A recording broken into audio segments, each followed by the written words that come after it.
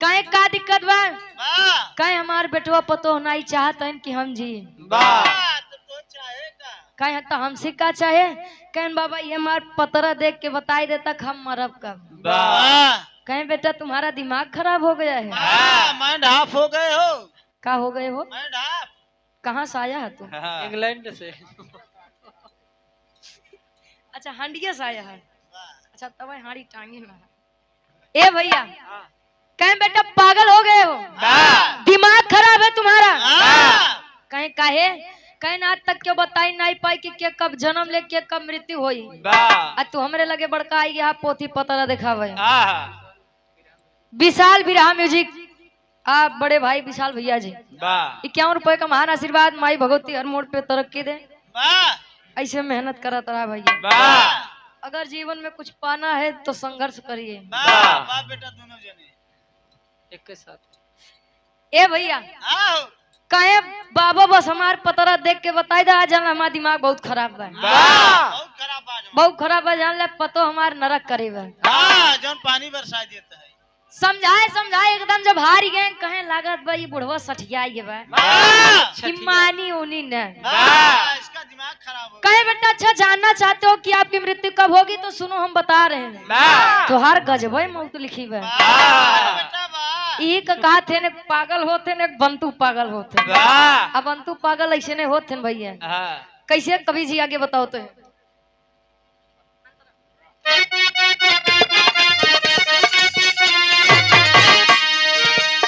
ज्ञानी पुरुष समझ के गए हारी। ज्ञानी पुरुष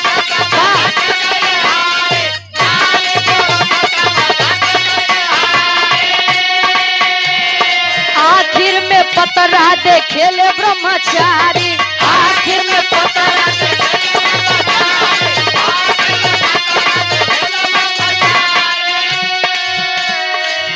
अरे गजबे मौत तो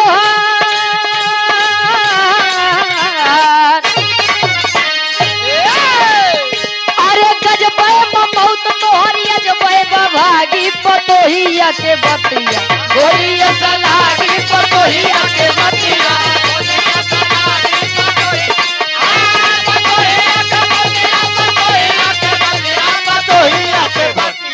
गोलिया सलागी पतोहिया के बतिया।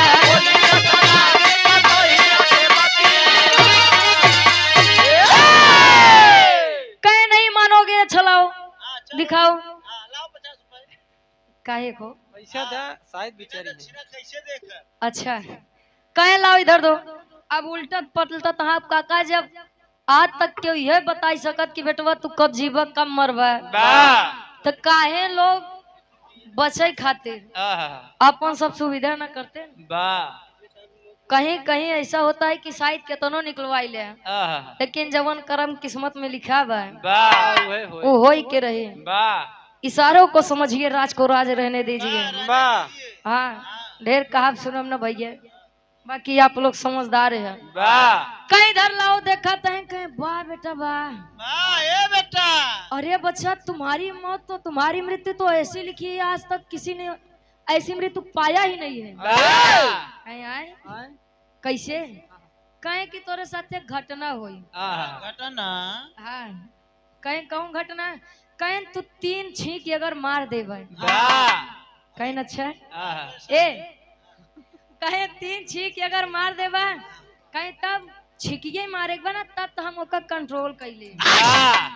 कहे बेटा छींक के साथे साथे एक काम और होई तोरे साथ। कौन काम होई?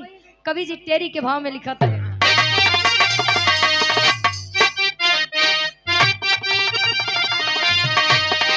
अरे मुहवा पे कुत्ता मुती जहिया। अरे ध्यान देंगे एक बाद दोबारा इस शब्द हम न ले तेरी में कवि जी लिखा तो है। अरे मुहवा पे कुत्ता मुती जहिया आई 3 छींक वही दिन में श्वासा छूटी। अरे हो छूटी अरे हो छूट।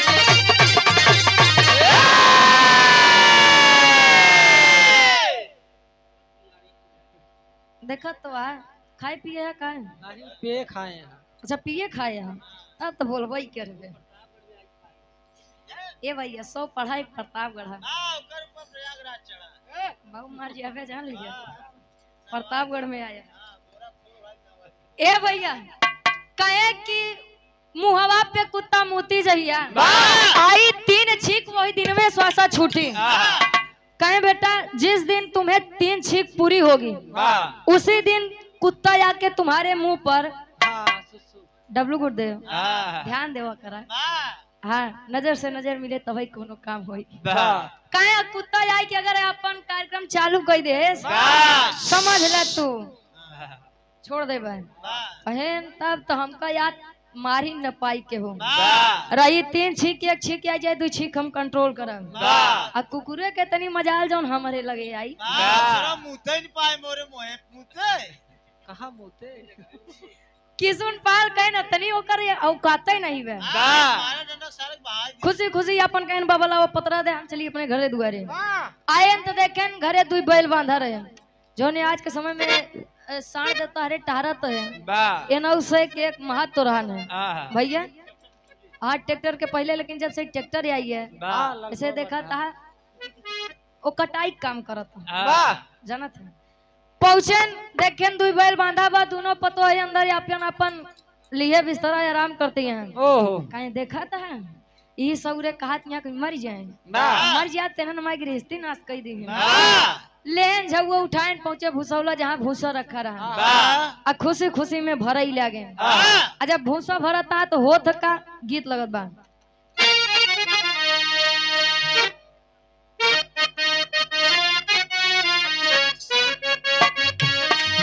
अरे वाह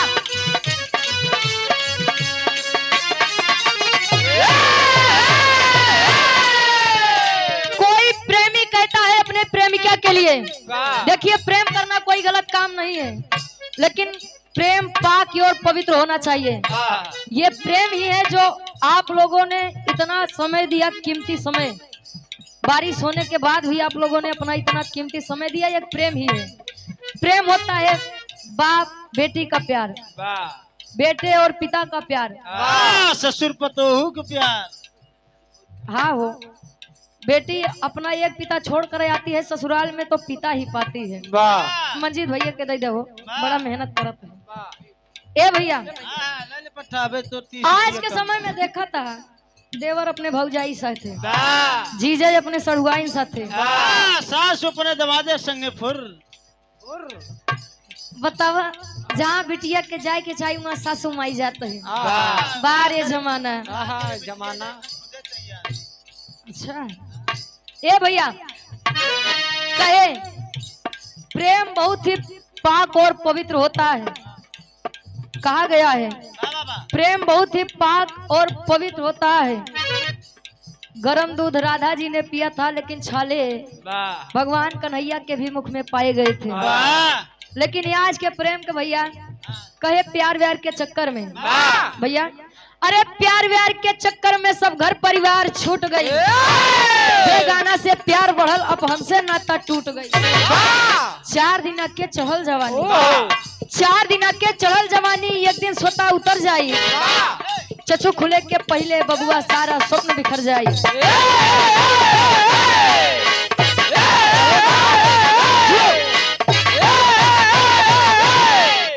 काका पहले के पुरनिया यहाँ पे लोग कहा था कि जे करे जवानी आवत है तो चोकरत की आवत है यार है। वाह क्या बात है। पहले अंतर बस इतना नहीं बा पहले के लोग पहलवानी कुश्ती में अपन समय व्यतीत कर देते रहे या बोले खटिए बिताई देते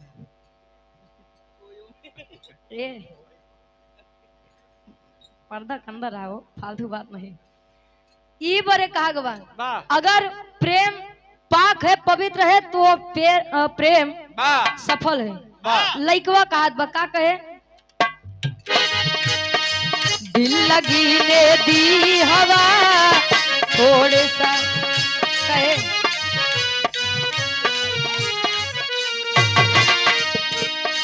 दिल लगी ने दी हवा थोड़ा सा धुआं उठा और आग जल गई। दिल लगी ने दी हवा थोड़ा सा धुआं उठा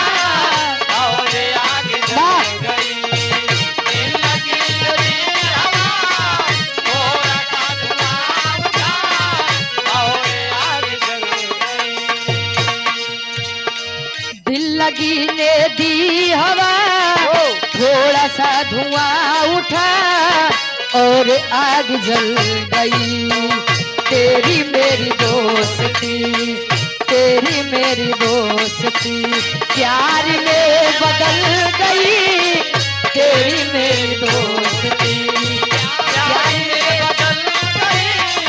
तेरी मेरी दोस्ती प्यार में बदल गई। तेरी मेरी दोस्ती प्यार में बदल गई।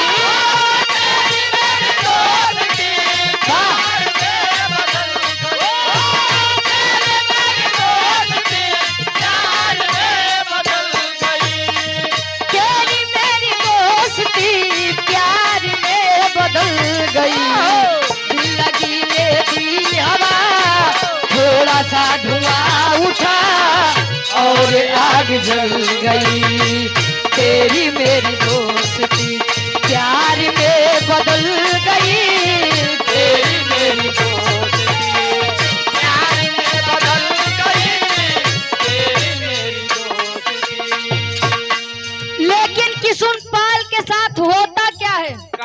भूसा के कमरा में गए, जैसे भूसा बटोरत है तब ले भवा का भूसा के घर में घुसा। भूसा के घर में घुसा कहे, भूसा के घर में घुसा। ज्यादा ही गर्दा उड़ा, पूरी नाक भर गई। भूसा के घर में घुसा, पूरी नाक भर गई। भूसा के घर में घुसा,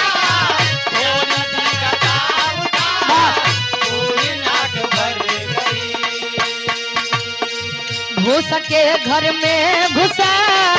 ज्यादा ही गर्दा उड़ा, पूरी नाक भर गई। देखते ही देखते, देखते ही देखते छींकवार कर गई। देखते ही देखते छींकवार कर गई। देखते ही देखते छींकवार कर गई। देखते ही देखते। और यहाँ पादनी परम सम्मानित अजय यादव भैया जी, आप सरसी खाम से मामा आपके द्वारा 200 रुपए का महान आशीर्वाद चरणों में कोट कोट नमन है। आशीर्वाद के चाह रही कहे।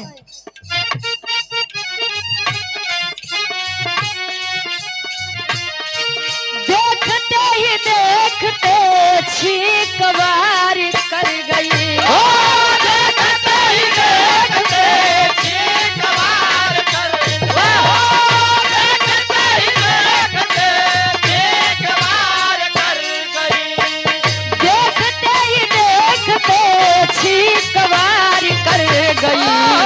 भूसा के घर में घुसा, ज्यादा ही गर्दा उड़ा, पूरी नाक भर गई।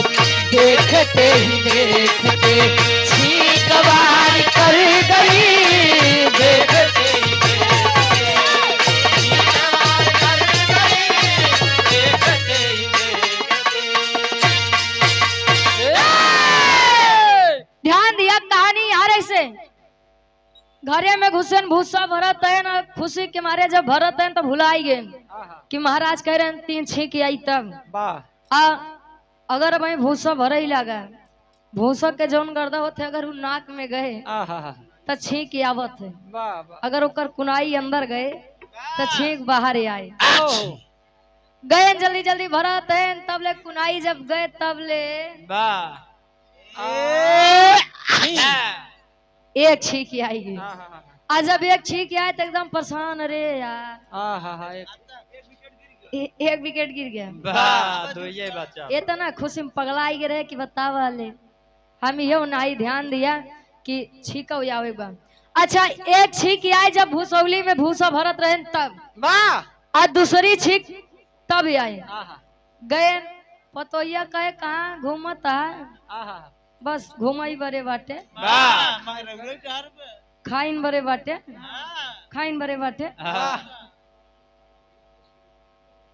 और आप आदरणीय परम सम्मानित आप आदरणीय मनोज सोखा जी लम्हुआ की पावन धरती से आप विराह के बहुत ही सुंदर कलाकार है। आप धर्म के हमारे चाचा जी शिवराम यादव जी के साथ ही आप कोरस पर संगत करते हैं।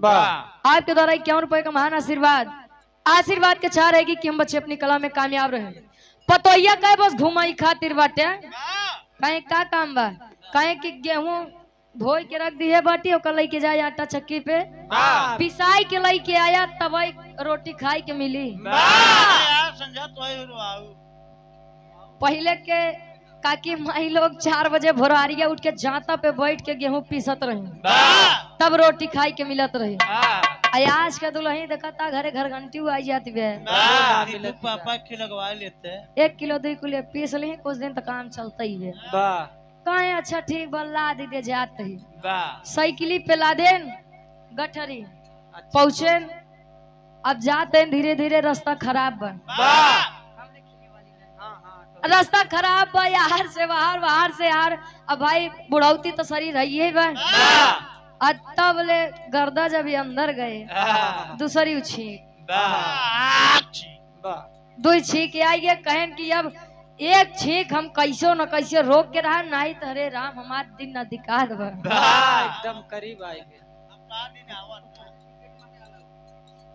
पहुंचे यार पिसवावत है कहें कि भैया यहाँ आवा कहें का बात बा कहें देखा भैया बहुत दूर से आए बाटे बुढ़वा मनई बाटे।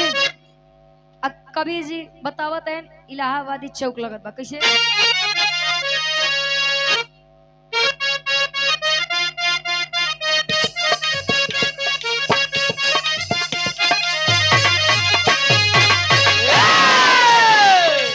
घर से कुछ दूरी पर आटा चक्की बा।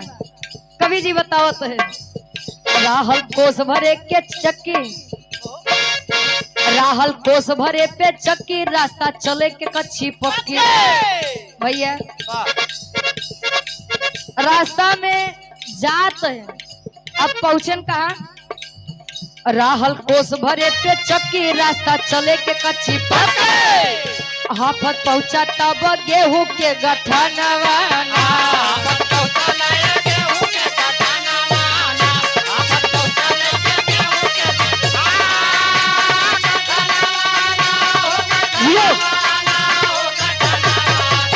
हाफत पहुंचा तब गेहूं के गठनवाना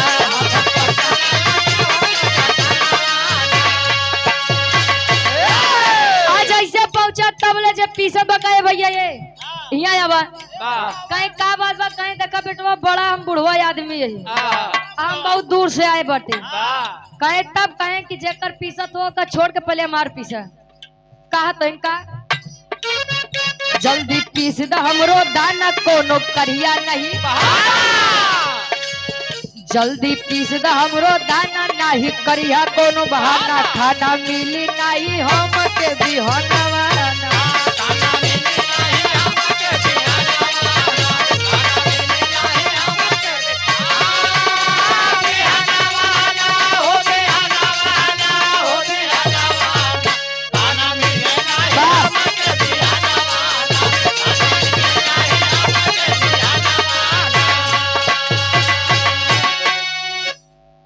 ए भैया जैसे बोलाई के पहुंचे आटा पिसवावे बदे आटा के जब गर्दा गए अंदर महाराज तीसरी छींक बहरे लाई दे और जैसे 3 छींक आप सोच ला कहा जाता है अगर समाज शिक्षित होगा तो ऐसे पाखंडों से दूर हो जाएगा।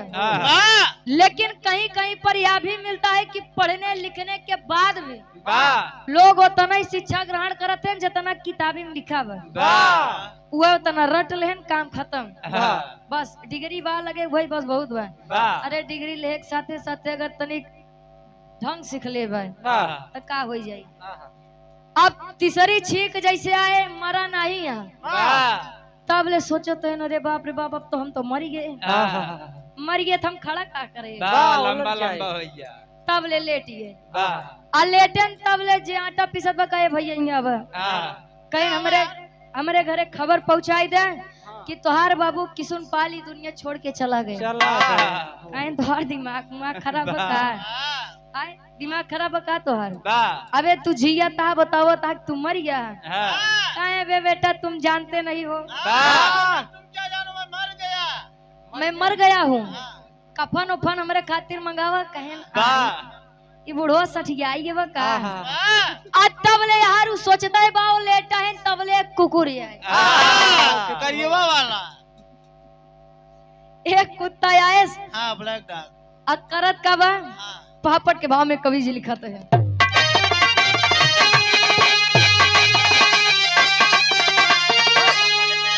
अरे टांग उठा के मुंह पे कुत्ता अब मुंह ते बुढ़वा रोके ना। अरे तो टांग उठा के मुंह पे कुत्ता अब मुंह ते बुढ़वा रोके ना। देखे सब ही लेकिन क्यों ना पूछे बुढ़वा रोके ना।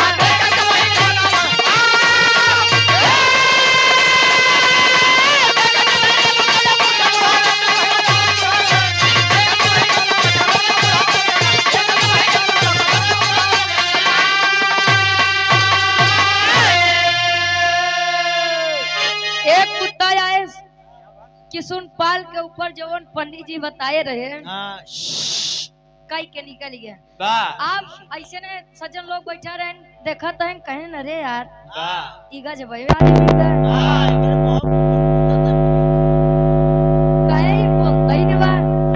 अच्छा जब इतनी बात सुने सब देखे अब इतना कुत्ता काम करे के बाद गवा कहाँ गवा जहाँ किसुन पाल अपन आटा के बोरी रखे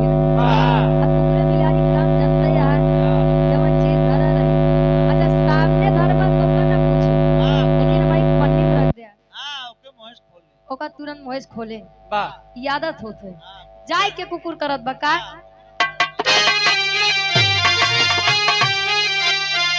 अरे मुंह माप के खाली हुए जब गए आटा के पास हो मुंह से बोरी लगे फाड़ने दादा हुए निराश हो।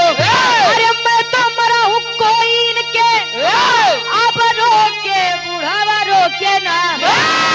मैं तो मरा हूँ कोई इनके अब रोके बुढ़ावा रोके ना। सुन के लोगवा अपन माथा ठोके बुढ़ावा रोके ना।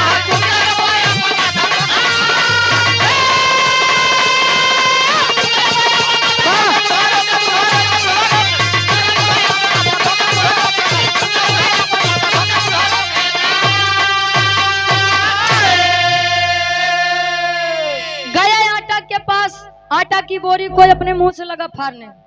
अरे फाड़े ही जाग अब बुढ़वा सोचत बा बेटा हम कुकुरे कैसे रोके हम तो मरा ही है का रोके के। अरे कम से कम हम मरा ही हमारे घरे गदेला यहाँ लेके आटा लग जाइए रोटी बना के खा लिए लेकिन देखा इन्होंने खड़ा है इन्होंने रोकना ही सकत है। बुढ़वा मन मन घुसियात बा तब ले बोला कहता कहे तोरे घरे में आटा पिसाओ आए बाटी मान ले हम मर की बाटी तू ओकर रोक नहीं सकता कहे न रे बुढ़ाऊ दिमाग अगर तोहर खराब होई ने बतावा ओका झाड़ दी।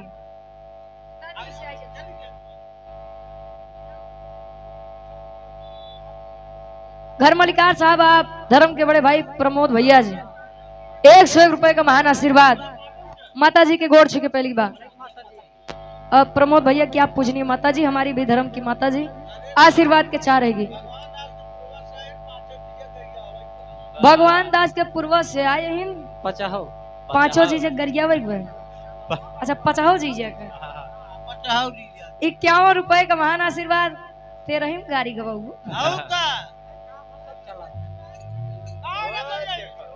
अच्छा तोका देख बका तोकत ना करी हाँ भैया आज चेंज करवाई लिया जे के पैसा ज्यादा पड़ी हुई कहती गाड़ी हुई अब वो तू लोग समझत रहा तब ले हम भी रहा खत्म करत है। ए भैया अब जो ने आटा पीसत रहा ओकर दिमाग एकदम खराब कहे अगर तो ज्यादा दिमाग खराब हो तो बताई दे सवेरे सवेरे पागल बनोगे तो हम ही मिले रहे ते अगर मर की बातें बोलत कैसे है बताओ जल्दी। अब सोचत बा कि हम कैसे समझाई पंडितवा ये बताए रहा 3 छींक आई जाए अगर कुकुर हमरे मुँह पे सुसु कह दे हम चला जाए।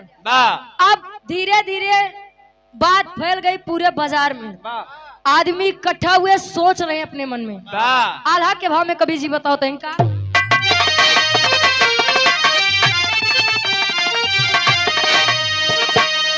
अरे मरे वाला लोग अब तक बोला ले न कबहू भैया,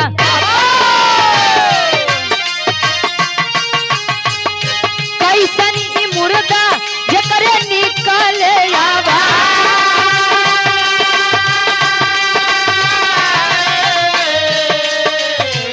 काने काने बतियावा जरिया में फैलल बाबू,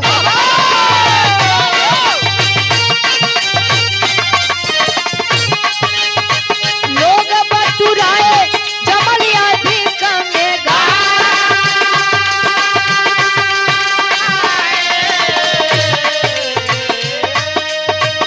बुढ़ऊ बतावे हम ऐसे मौतिया लिखल बा।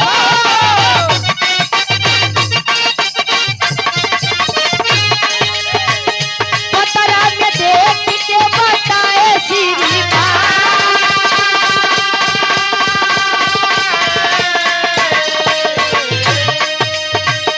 कमवा हमारे है कैदा हाथ जोड़ी बाबू,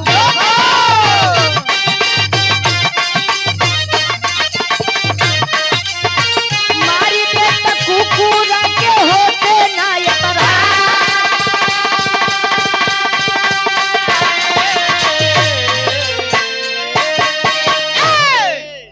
अब बता रहा है, सभी लोग पूछ रहे हैं अच्छा आप यहाँ कह तो रहे हैं, मैं मान भी लेता हूँ कि आप मृत्यु को प्राप्त हुए, लेकिन हमको आप यही बताइए कि आप मरने के बाद बोल कैसे रहे।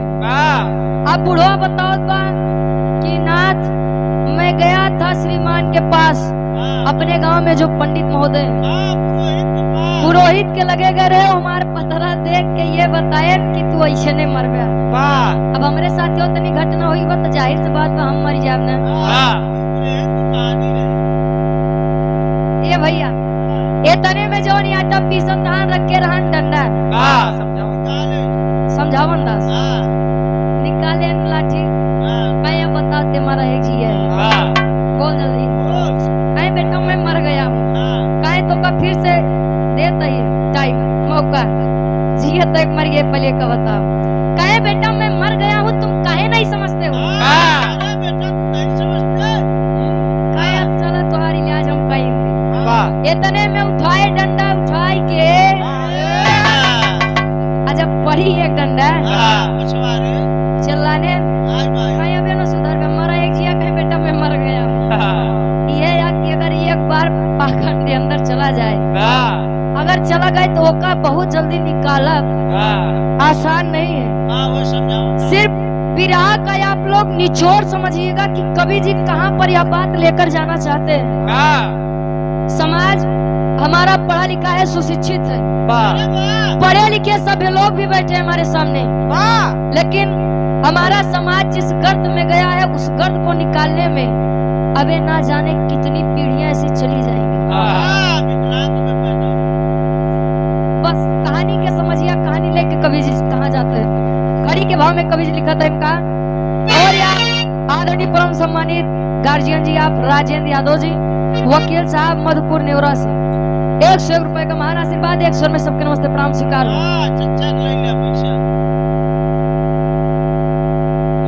रति पाल यादव जी नेवरा से समाजवादी गीत के फरमाइश हमारे समाजवादी से 101 रुपए का महान आशीर्वाद।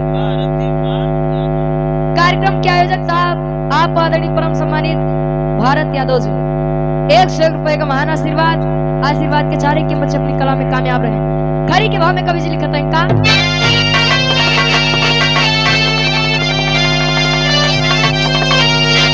अरे पिछवाड़े के जोर से जब लठिया पड़ी तो पिछवाड़े के जोर से अरे जब लठिया पड़ी तो बुढ़ऊ भागी खड़ा भइले सबके अखिया गड़ी। बुढ़ऊ भागी खड़ा भइले सबके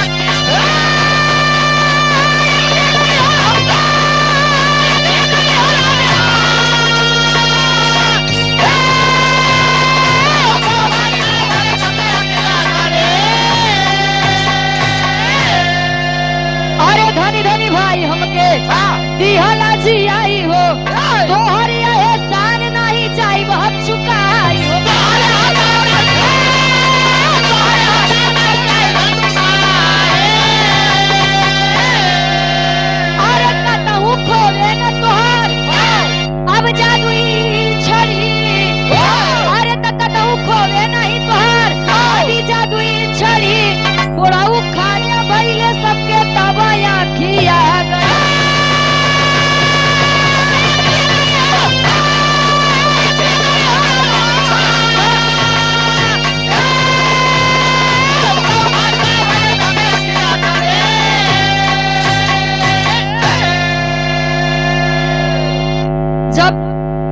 परी पीछे तुझे बुढ़ऊ तब ले खड़ा हो गया कहे अरे बेटा बा यो पगलाई के खाद हो सका कहे बा बेटा बा तुमने मुझे जिंदा कर दिया हमारा डंडा बड़ा कमाल का है। कहे तू पागल है यहाँ का एकदम कहे नहीं बेटा मैं पागल नहीं हूँ तुम्हारे पास जादुई डंडा है हमारा अगर मानो तो इस जादुई डंडे को खुद से दूर मत होने देना संभाल के रखना इसको। बेटवा हमारी आखिरी इच्छा पूरा करवे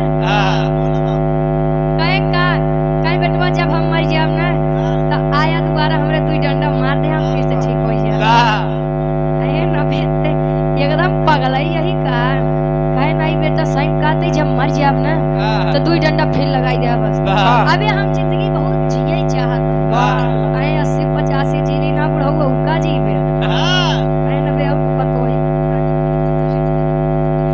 और यहाँ घर मलिकार साहब आदरणीय परम सम्मानित जनजन में सम्मान पाने वाले जो कि परिचय के मोहताज नहीं है आप श्याम बहादुर यादव जी आपके द्वारा 101 रुपए का महान आशीर्वाद चरणों में कोट कोट नमन है आशीर्वाद के चाह रहे अगर समझने वाले इस बिरहा को समझेंगे बुद्धिमान लोग बैठे हैं तो बस समझ लीजिएगा पानी में से पानी छानिए बुद्धिमान का काम है नहीं तो बिरहा बहुत जने गावत है बिरहा सुनो लोग जाते हैं आनंद ले एक बार वही देखा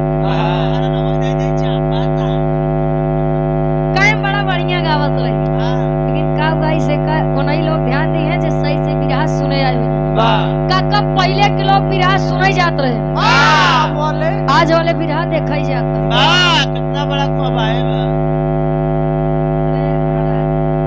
काहे बरे जाते हैं जाना था गवैया कुछ न जाने बस देखे तनिक नीक राय बस अरे बहुत नीक गावत आया कहती गवैया केतना नीक गावे तनिक चमड़ी ऊपर करिए बारे हमारा राजू के थालाई गावत जैसे पूरा ई अंतर होई बा जे दादा लोग काका लोग के बिरहा ध्यान से सुनोगे तो समझ लिया कहानी कहां मोड़ देत बा आखिरी में खानदान के परिचय बा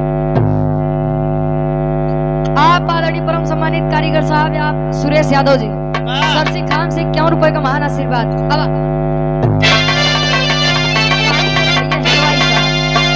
गुरु बिहारी गुरु गणेश अब रामलाल की प्रिय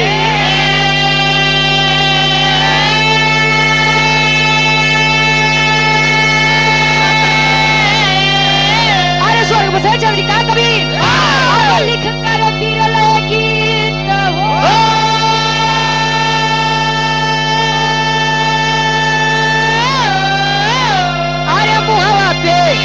कुत्ता मोती जहिया रुचि गया कभी बिरहा के सजीवन बूटी मुहवा पे कुत्ता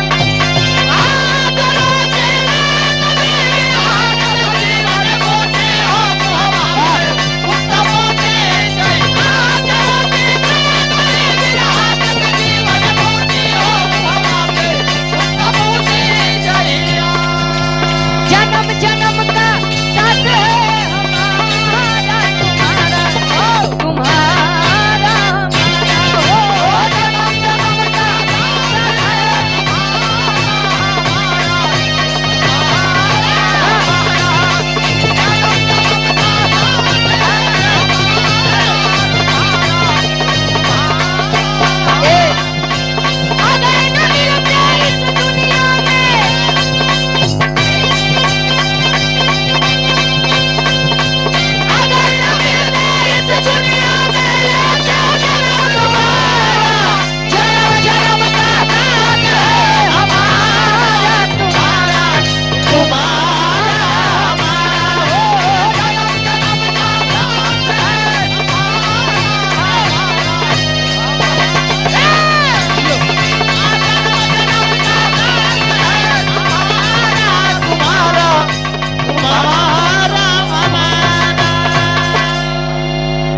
आदरणीय परम सम्मानित विपिन यादव घर मलिकार साहब मधुपुर से आपके द्वारा 101 रुपए का महान आशीर्वाद फरमाइश बस समाजवादी गीत के और आप आदरणीय परम सम्मानित बाबूजी गोपी यादव जी सरसी खान से समाजवादी गीत के फरमाइश बा